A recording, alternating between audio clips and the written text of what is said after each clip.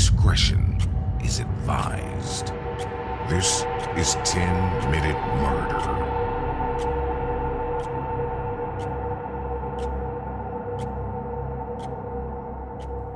Close your eyes and imagine it's the 1980s. A time of big hair, lots of hairspray, neon lights, and the lure of the open road. The American highways stretch out before you like a ribbon of freedom, beckoning you to embark on an adventure. But not all journeys lead to happily ever afters. Some take you straight into the clutches of evil, and that's where our story begins, with a seemingly ordinary trucker named Robert Ben Rhoades. On April 1st, 1990, an Arizona state trooper stumbled upon a scene straight out of a horror movie. A tractor trailer parked on the highway's shoulder revealed a chained and terrified young woman inside. The driver of that tractor trailer was Robert Ben Rhoades. He tried to downplay the situation, but the trooper's instincts prevailed. Rhoades was swiftly arrested, and a subsequent search uncovered a disturbing possession, a .25 caliber pistol. The routine traffic stop would soon expose Rhoades as one of America's most notorious serial killers and sex offenders.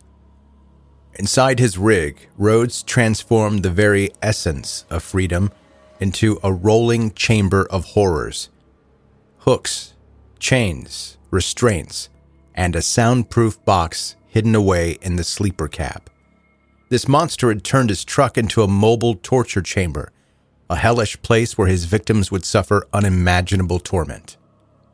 Rhoades possessed this sickening ability to blend in, adapting his appearance, changing his name, and even altering his accent.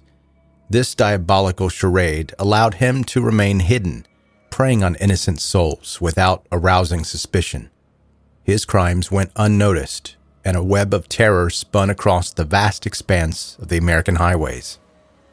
Robert Ben Rhoades, born in Council Bluffs, Iowa in 1945, had a relatively normal childhood, despite his parents' strained relationship. Raised by his mother, he received loving care and a stable upbringing. This sets him apart from other serial killers who often experience troubled childhoods. During his high school years, Robert Rhoades participated in a range of extracurricular activities like football, wrestling, choir, and the French Club, making him a well-rounded teenager. However, his life took a devastating turn after graduating from Thomas Jefferson High School in Council Bluffs in 1964 and joining the U.S. Marine Corps. On what should have been a proud day for Robert, his moment was shattered when he was arrested for assaulting a 12-year-old girl on that very same day. The weight of the situation proved unbearable for his father, leading him to take his own life before Robert's trial. This event deeply affected Robert's mental well-being, leaving a lasting impact on his life. After being involved in an alleged theft, Robert Rhoades was dishonorably discharged from the military around 1967 or 68. Determined to find a new way to make a living, he struggled through various jobs until eventually becoming a trucker. During the 1970s and 1980s, Rhoades went through 3 marriages and had a child with his first wife. It was during this time that he developed an obsession with BDSM, influenced by a TV series that promoted the use of torture for a heightened sexual pleasure.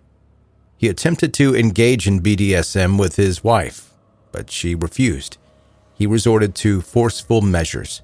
He subjected her to severe torture and sexual abuse, which led to her decision to leave him. Rhoades was a sexual sadist. He kidnapped women, tortured and raped them for weeks before killing him. What is known about him in the 1980s is murky.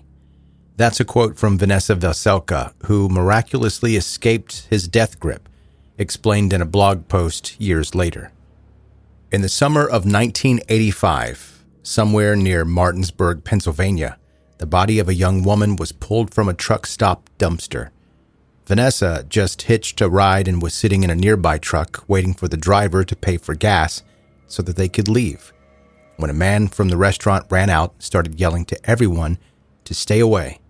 A small crowd gathered around the dumpster in the rain. Word filtered back that the dead girl was a teenage hitchhiker. Out of fear, Vanessa started to have doubts about her driver, thinking, what if it's him? But it was all in her head. The ride turned out to be fine. Several days later, though, heading south on I-95 through the Carolinas, Vanessa got picked up by another trucker. He must have seemed okay or she wouldn't have gotten in the truck with him, she said. Out on the road, though, he changed. He stopped responding to her questions. His bearing shifted. He grew taller in his seat, and his facial muscles relaxed into something both arrogant and blank at the same time. Then he started talking about the dead girl in the dumpster and asked her if she'd ever heard of the Laughing Death Society. We laugh at death, he told her. Moments later, Rhoades pulled the truck over near some woods, brandishing a hunting knife. In a desperate plea, Vanessa repeated that he had a choice and he didn't have to do this. Miraculously, as though spellbound, Rhoades uttered one single word: run.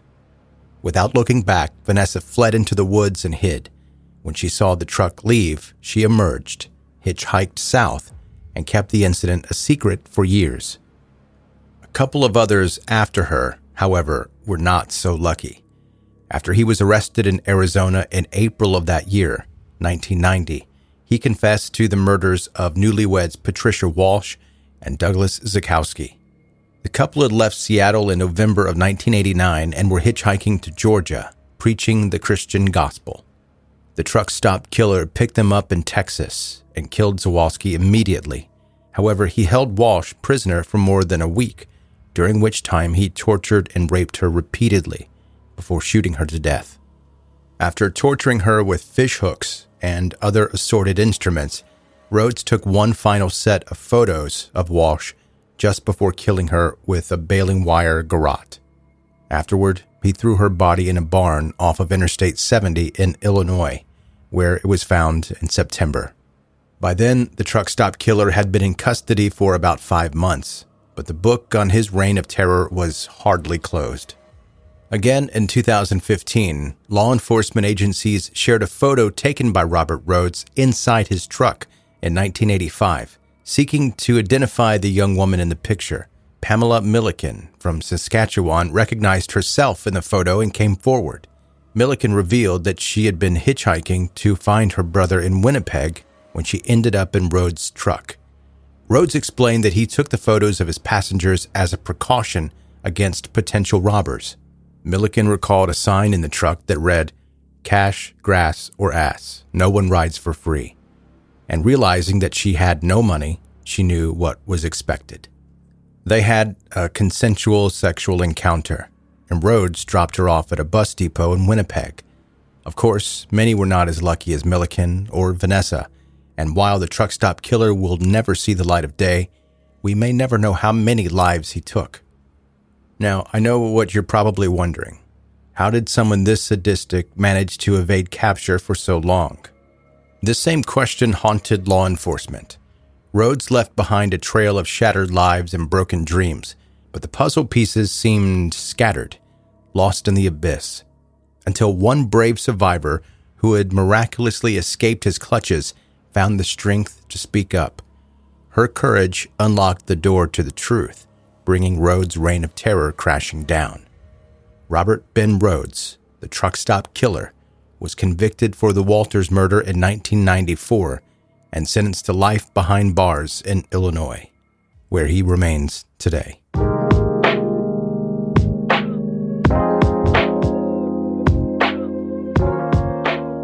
That is 10-Minute Murder for today. Brief and bingeable true crime. I'm Joe, the host, and I really appreciate you listening to this episode. Today, I'm going to answer one quick question that was emailed to me because I want to save some time to mention something new. But first, to the email. Joe, I'm curious. What is one thing you think is funny, but is probably only funny to you? Julie in Baltimore. First of all, thanks, Julie, for the email, and I appreciate you listening. But I recently learned that some of y'all abbreviate your city Be More, and I think that's adorable. And that sounds like I'm making a joke, but I seriously love that. Okay, the question was so specific that it really made me think, and it took me a little time.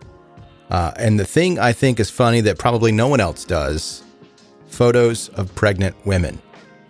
For reasons unknown to me, they like to hold their baby bumps, almost cradle it.